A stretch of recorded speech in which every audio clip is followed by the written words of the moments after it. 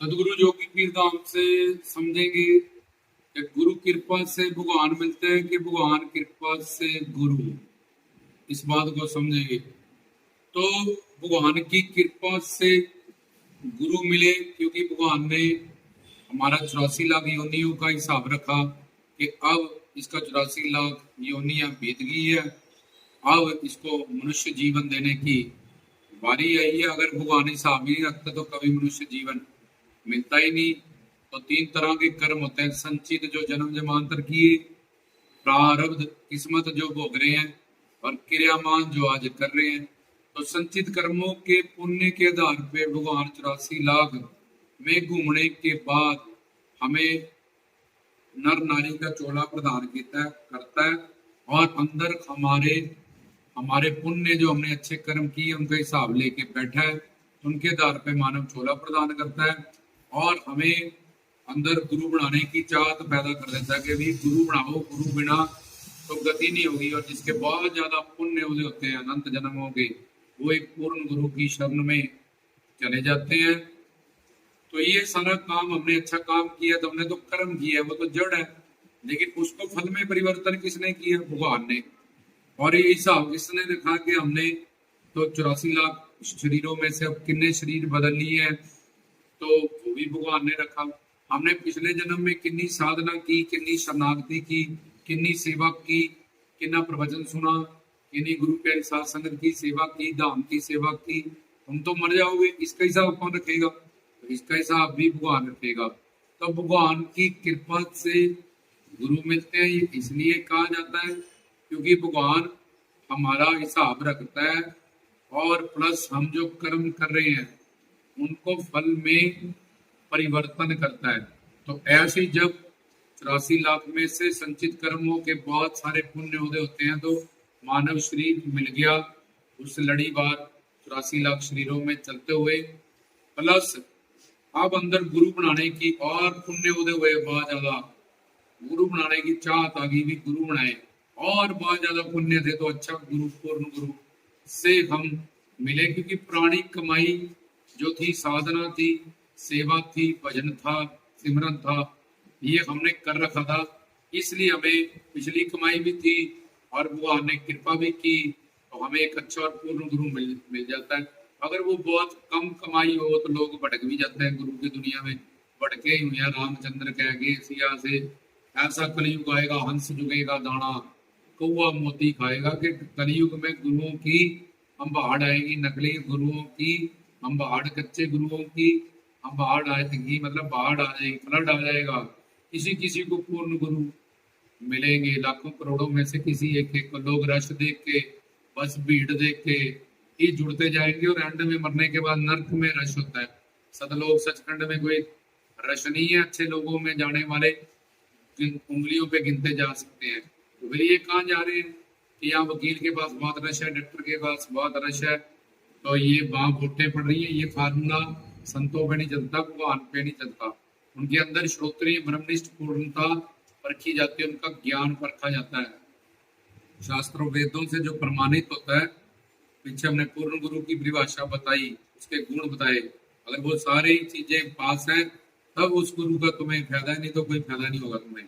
तब भी तुम्हारा मानव जीवन गुरु बना के भी, नाम लेके भी बर्बाद ही जाएगा, और 84 लाख में तुम भटकोगे। क्योंकि तुमने गुरु की जो काबिलियत है, जो वेद शास्त्रों से वो प्रमाणित है, वैसा गुरु तुम्हें नहीं मिला, कह लो संस्कार की वजह से या पुण्य की।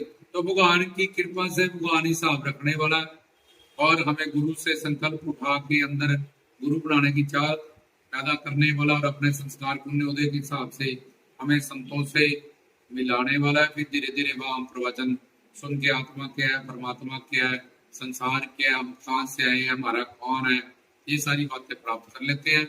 और जितनी साधना करके आए हैं, क्योंकि ये लेक्चर प्रवचन सुनने के लिए पिछले जन्मों के अच्छे कर्म चाहिए, अच्छी साधना चाहिए, कुछ ना कुछ अच्छा किया होता है, तब लोग ये प्रवचन सुन पाते हैं। अब वहां से आगे बढ़ना है, इतना तो तुम कर चुके हो, अब यहाँ से तुमने प्लस करना है। जैसे सेठ नहीं करोगे तो नीचे चले जाओ, कुत्ता बिल्ला बंदर बन के घूमोगे। अगर सेवा सिमरन भक्ति करोगे, प्रवचन सुनोगे, तो आगे जाओगे। जैसे सेठ 10-10 रुपए जोड़ के सेठ बन गया, करोड़पति और अरबपति बन गया, ऐसे ही तुम सेवा सिमरन करती जाओगे, पुराने कर्मों संस्कार दया करुणा से भगवान की गुरु की तुम यहाँ तक तो पहुंचेगी हो। अब यहाँ तक चलो, नहीं तो फिर तुम्हारा बैक गियर लग जाएगा, फिर कोई गुरु मिलेगा नहीं मिलेगा, कब मानव चोरा मिलेगा क्या पता, कितने करोड़ कुत्ता बिल्ला बंदर बन के गधा बन के कष्ट पाएंगे। तो इसलिए इन बातों को समझना बहुत जरूरी है, तभी गुरु कृपा होगी, तब जोली बनेगी। सतगुरु से ही हमारा जाके कल्याण होगा, सतगुरु ही हमारा पार उतारा करेंगे।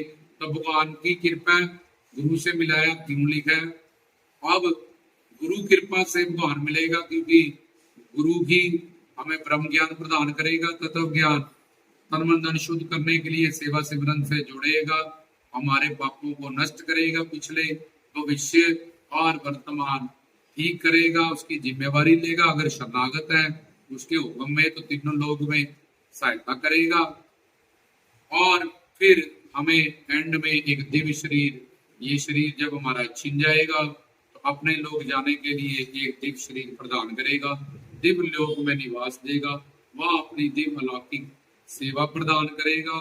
तो शुरू से लेके मध्य से अंत के बाद भी गुरु ही हमारे काम आएगा। इसलिए भगवान की कृपा से गुरु मिले ये भी ठीक है, और गुरु कृपा से भगवान मिलेंगे, ये दोनों ही बातें ठीक है। तो उनमें क्या ज्ञान है कि भगवान ने कैसे गुरु से मिलाया, इसलिए भगवान कृपा से गुरु मिले, और गुरु कृपा से भगवान मिलेगा।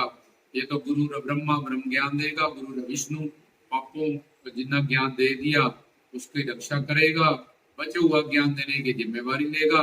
गुरु देव महेश्वरा पिछले पापों को नष्ट करेगा, वर्तमान और भविष्य के लिए रास्ता दिखाएगा, मार्गदर्शन करेगा। गुरु साक्षात परब्रह्म, तन मन धन से सेवा करेगा, हमारा हम जूनियों से निकल जाए, इसके लिए गुरु गुंगे गुरु बाबरे गुरु अंग्रेजी दास।